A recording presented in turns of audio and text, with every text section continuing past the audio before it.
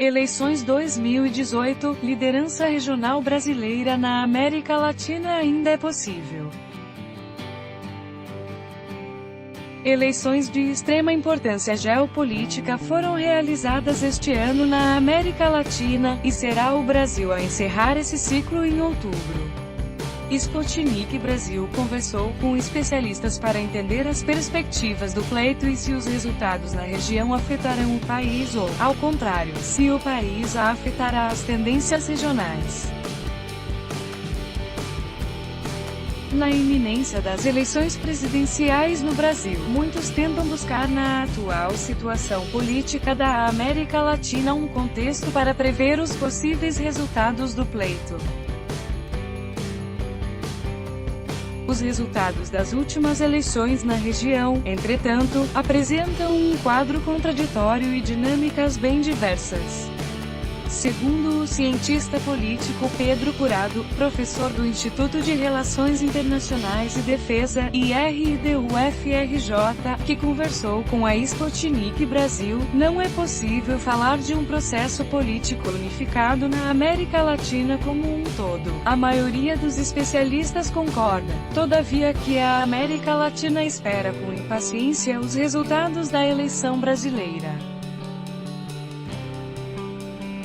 Ou seja, o Brasil é que vai definir o futuro da política em toda a região. Da esquerda à direita, a região vivencia uma diversidade de posições e de tendências políticas. No entanto, as eleições no Brasil interessam a todos para adequar os seus posicionamentos e suas estratégias na região ao novo governo brasileiro. Porque ele é um dos atores impossíveis de ignorar. Um governo como o de Evo Morales, na Bolívia, e o de Nicolás Maduro, na Venezuela, em particular, bem como Equador e Uruguai, tem uma enorme expectativa de que seja eleito um governo que siga as antigas orientações do PT na política externa, explicou Pedro Curado. Da mesma maneira, os governos da Colômbia ou de Macri, na Argentina, também tem uma expectativa de fortalecer os laços com o Brasil a partir de um governo mais alinhado a uma perspectiva de política externa que articule as suas atividades na esfera regional com as organizações de âmbito hemisférico, que incluam os Estados Unidos, por exemplo. E que tenham um alinhamento mais próximo a uma agenda dos partidos de direita, um alinhamento mais próximo a uma agenda do mercado. Com a abertura comercial, com a criação de tratados de livre comércio, não limitados ao bloco da América Latina, afirmou o fator mexicano. Segundo o professor de economia da UFRJ, Numa Maza, o México é um dos elementos-chave para tentar entender as tendências no continente americano. Do ponto de vista da estrutura econômica, do peso demográfico e da importância política, o México é o mais parecido com o Brasil. Além disso, apesar das diversas derrotas sofridas pelas esquerdas no continente durante os últimos anos, a vitória do esquerdista Andrés Manuel López Obrador despertou o ânimo de muitos e se tornou o principal fato político das últimas semanas. México poderia ser um sinal de esperança para o Brasil.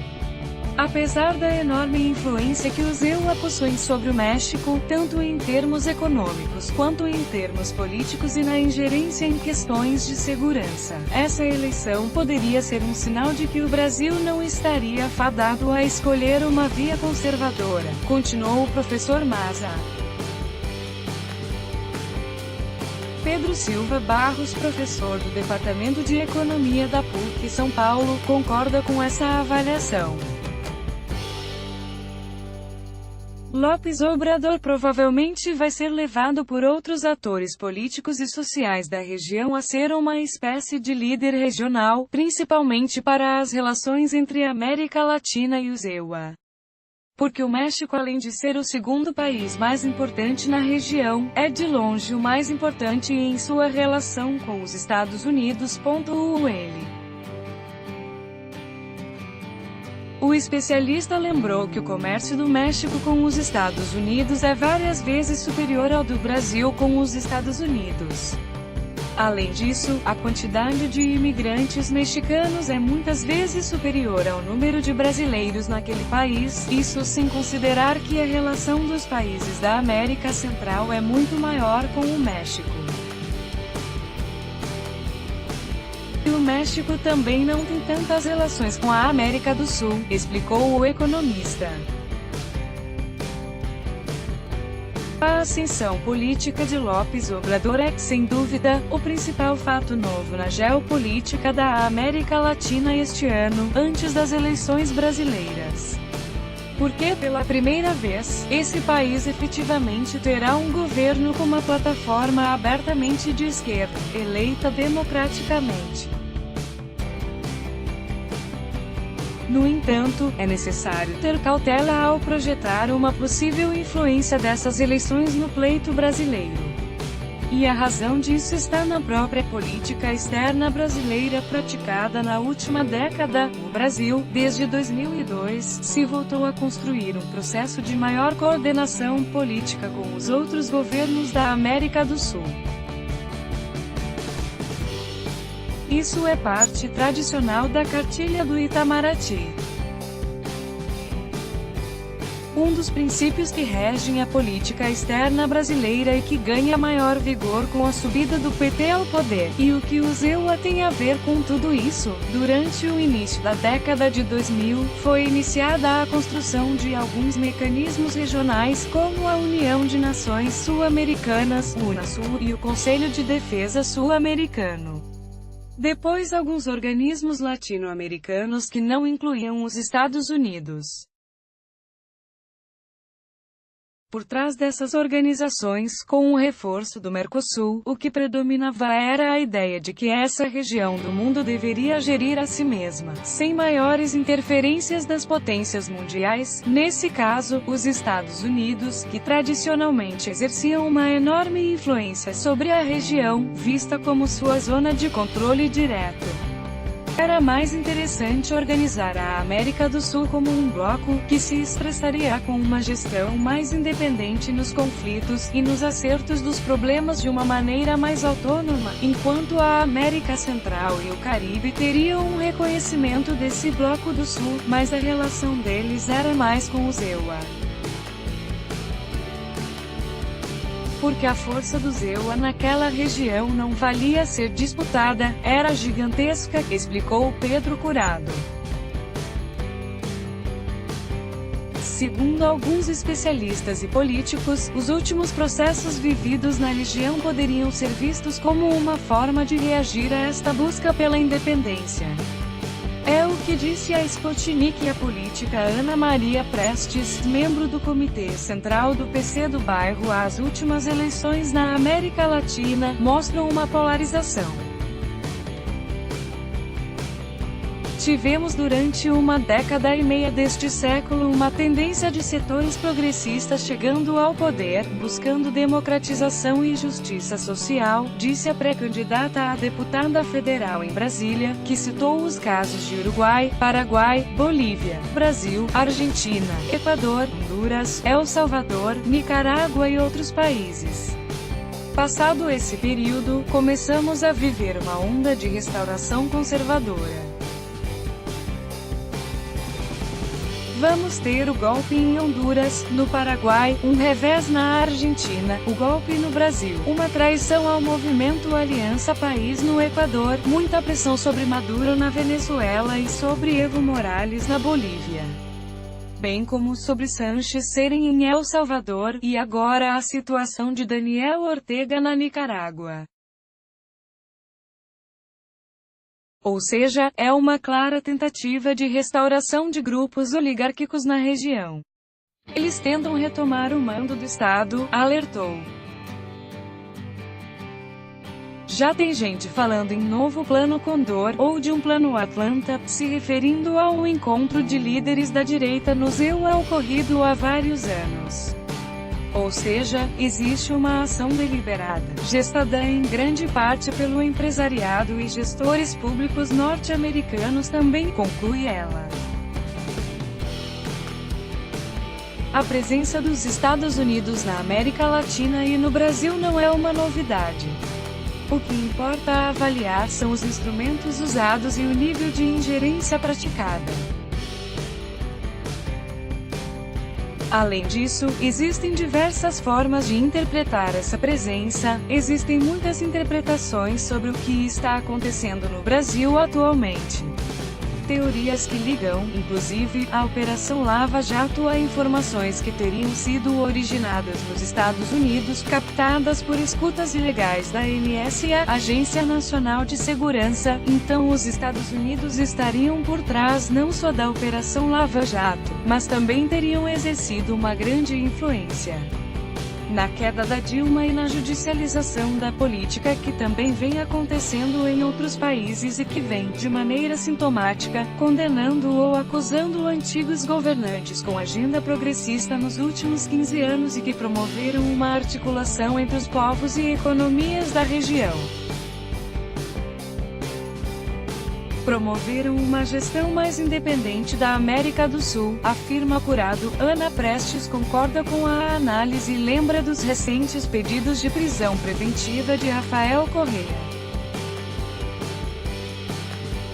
Além disso, no Paraguai foi pedida a prisão do ex-presidente Lula.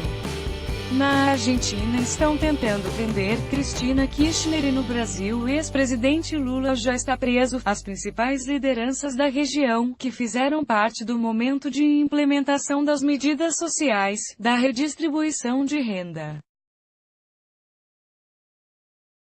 da integração da região via Unasul e Comunidade de Estados Latino-Americanos e Caribenhos, CELAC, bem como a democratização da OEA com a participação de Cuba. Todas essas lideranças estão sendo cercadas e encarceradas, denunciou Prestes.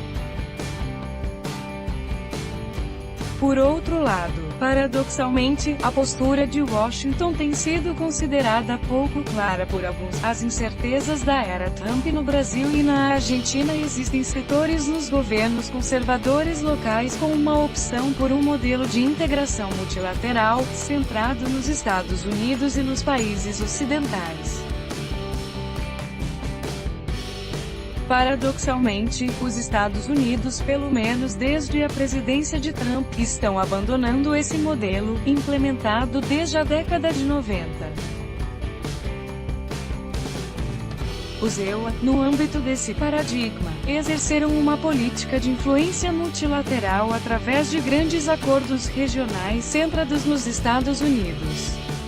Entre estes estaria o NAFTA, Tratado Norte-Americano de Livre Comércio, a TTP, Parceria Transpacífica, e TTIP, Acordo de Parceria Transatlântica de Comércio e Investimento. Assim, do ponto de vista econômico, o posicionamento norte-americano não está tão claro. Obviamente existem fortes pressões sobre alguns países latino-americanos em determinados setores em função dos interesses norte-americanos, como no caso do setor petrolífero no Brasil, Venezuela e Argentina. Porém a gente vive um momento de relativa confusão. Existem pressões por parte dos Estados Unidos, mas provavelmente de forma menos organizada do que no passado, disse Numa Maza. Os Estados Unidos estão deixando de lado o multilateralismo e optando por formas mais tradicionais de ingerência.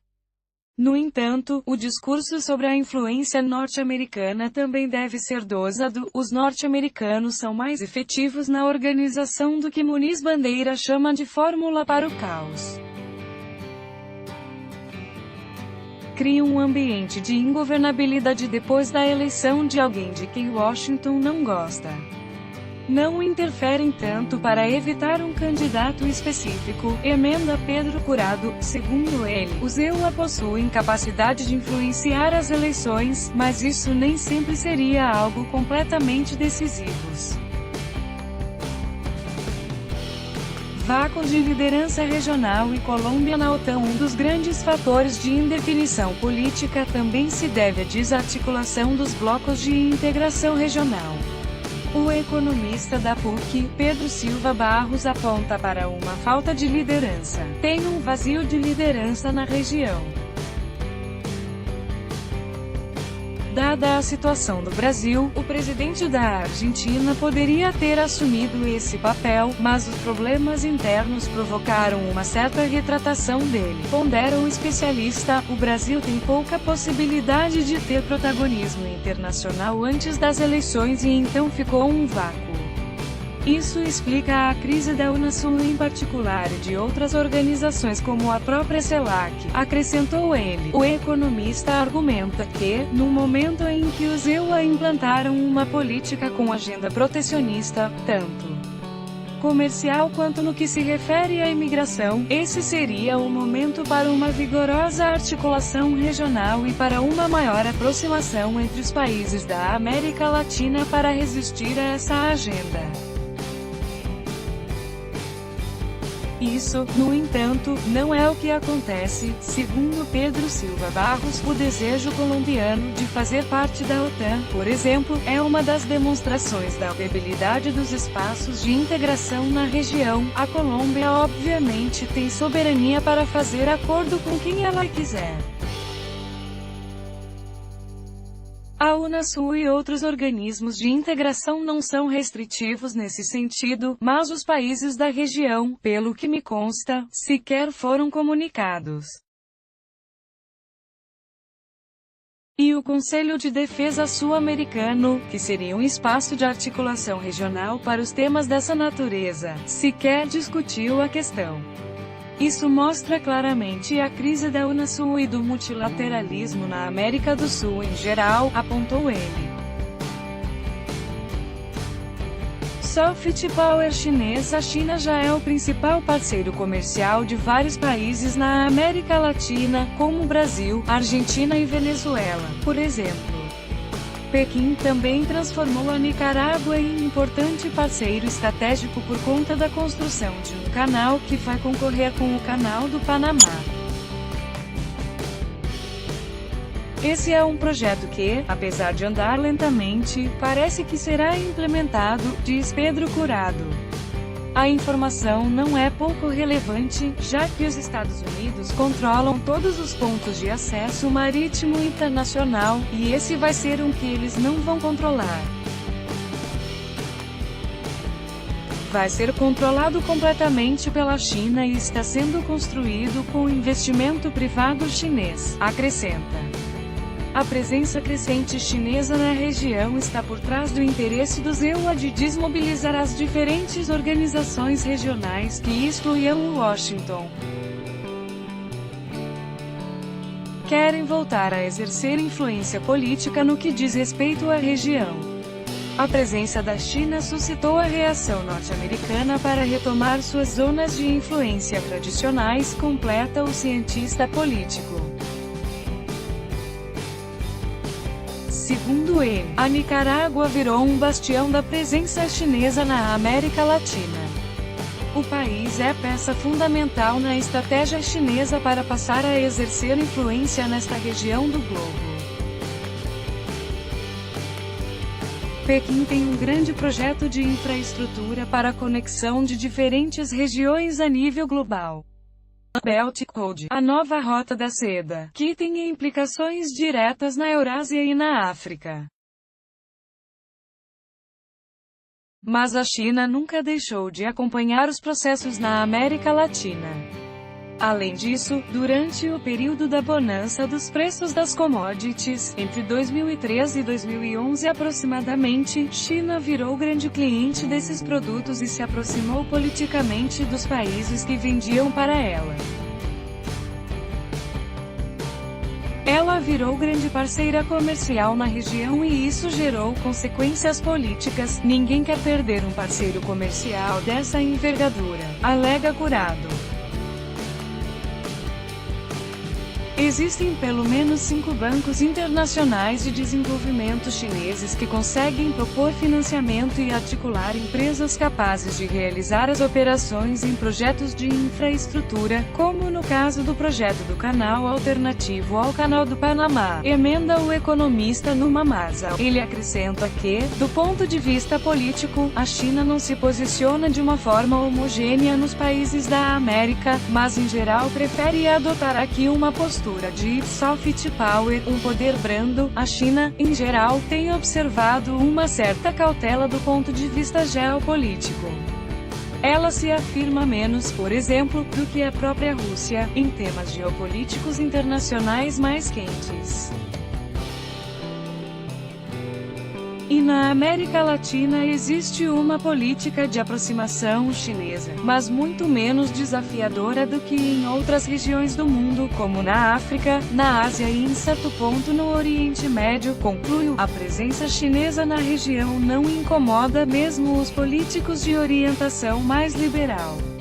O deputado federal pelo PSDB Rio de Janeiro, Otávio Leite, comentou de forma positiva para a Sputnik Brasil os novos investimentos chineses na região e comemorou a nova parceria da Petrobras com a estatal China National Petroleum Corporation, CNPC, para investir mais de 5 bilhões no complexo petroquímico do Rio de Janeiro. Comperge, a República Comunista da China vai participar desta empreitada de conclusão da refinaria que produzirá 165 mil barris por dia.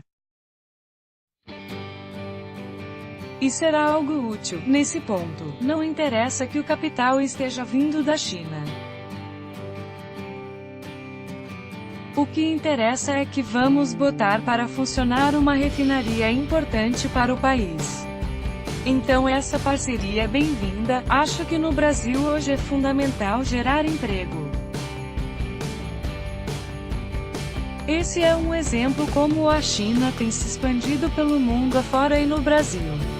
Essas parcerias, desde que transparentes e com proposta de investimento em produção e geração de emprego, e não no mercado financeiro, são muito bem-vindas. Eleições completamente abertas. A eleição no Brasil está no meio desse grande caldeirão de reviravoltas na região.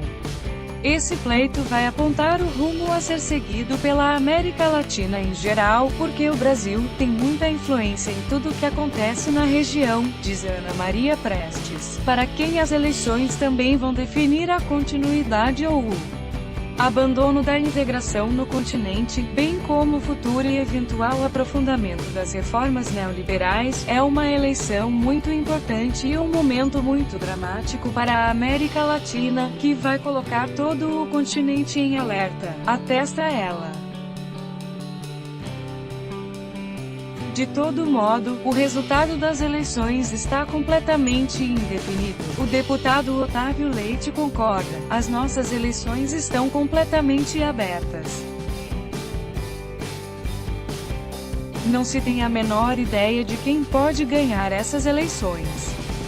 Eu só espero que se respeite a democracia e que quem ganhar as eleições ouça toda a sociedade e arregace as mangas, porque o Brasil precisa de muito trabalho. É um país com problemas estruturais muito sérios, um país muito desigual. E só haverá saída através da educação de qualidade, associada ao desenvolvimento econômico. O resto é retórica, concluiu.